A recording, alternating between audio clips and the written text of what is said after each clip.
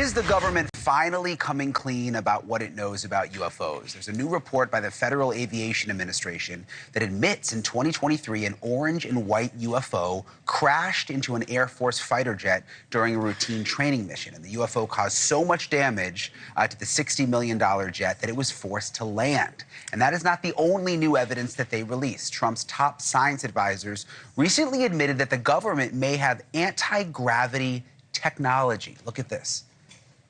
Our passenger planes are slower than they used to be. Our trains crawl compared to those in other parts of the world. Our cars do not fly.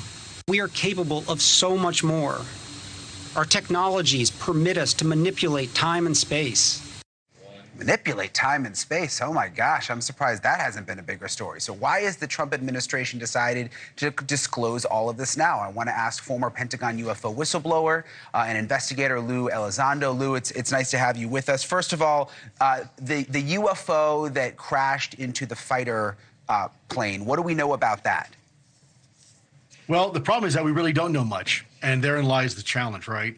When you have an incident involving a $40 million combat aircraft, and only the details now are starting to be released through Freedom of Information Act and FAA, there's a problem. Now, we've been saying for the last 8 years since I've been out that there have been dozens upon dozens of these near-air collisions that have occurred with military and civilian and commercial pilots. This is not just happening with military aircraft. Now, this is the first time we heard of an actual mid-air collision, but some of these objects are coming so close to combat aircraft that they are literally splitting that combat formation right down the middle.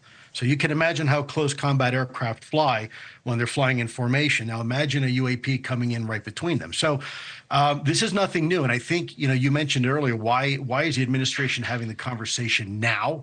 And I think it's because this has really become the worst kept secret in American history. It's been 80 years of suppression and misinformation. And we're at the point now where I think the administration realizes that America can handle the truth. Yeah, it does feel like more has been trickling out over the last few years. You've been working with the FBI on their investigations, their FBI investigations. What can you tell us about what they're finding? Is there anything new there?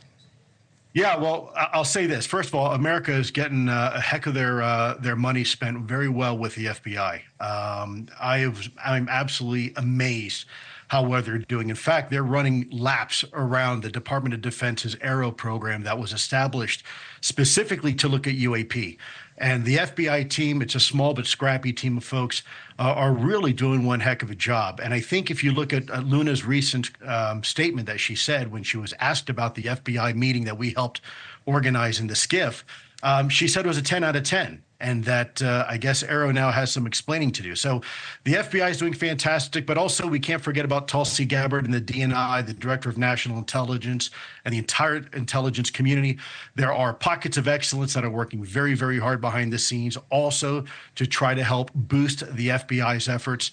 And I think we're finally getting a congealing, if you will, of the right people, the right resources, the right authorities to finally shed some light on this incredible mystery and give the information not only to Congress, but the American people. We only have about a minute left, but the clip that we played in the intro, I just kind of find to be fascinating. The top White House science advisor saying that the U.S. has anti-gravity and something about time technology, almost like it almost just kind of slipped out. What are we to make of that? Well, you're talking about the engineering of the space-time metric. And that is something that we looked at in ATIP, and before that, the programs before mine, and certainly afterwards. This is nothing new. What is new is that the government is starting to become increasingly more transparent on what it knows about these incredible enigmas that we call UAP.